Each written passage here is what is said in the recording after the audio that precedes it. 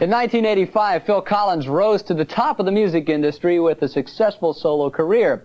1986 heralded the rise of Phil's old bandmate Peter Gabriel, who through his musical experimentation, his meaningful lyrics, and certainly his creative videos, survived the attention with a remarkable amount of dignity. Now here's a look back at the amazing year of this amazing performer.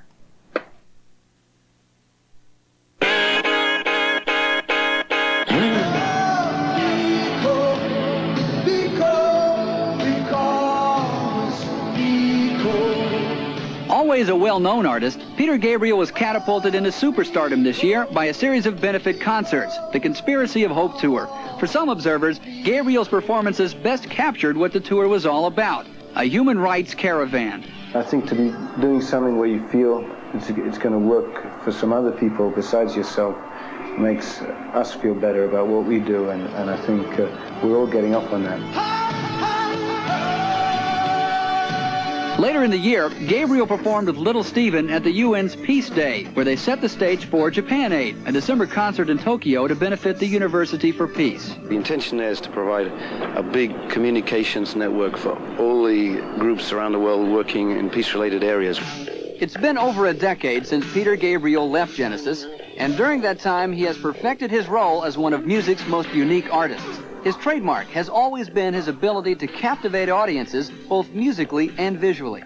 There is this new generation of people working with video and music, and they've still got to find areas that will remain interesting after they've been seen 3 times. One of the problems with what's happening with videos of today is that they're very much like advertising and promotional material, and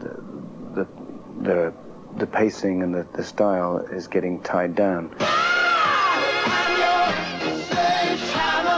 Sledgehammer was as unconventional and as popular as a video could be, thanks to director Steven Johnson's ability to manipulate Gabriel's rather ethereal image. Most of what I do is a bit silly, and I was really afraid of making Peter Gabriel look silly, or look less than dignified.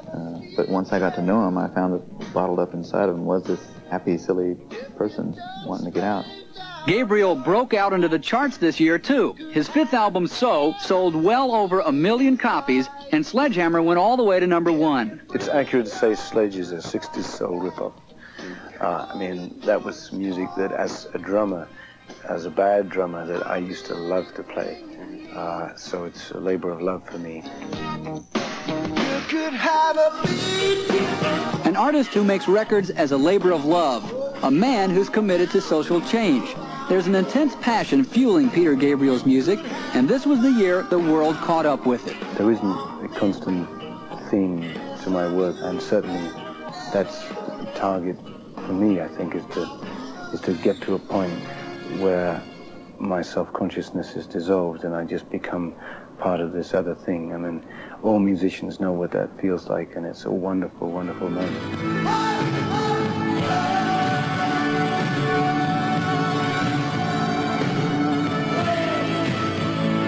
The rest is up to you.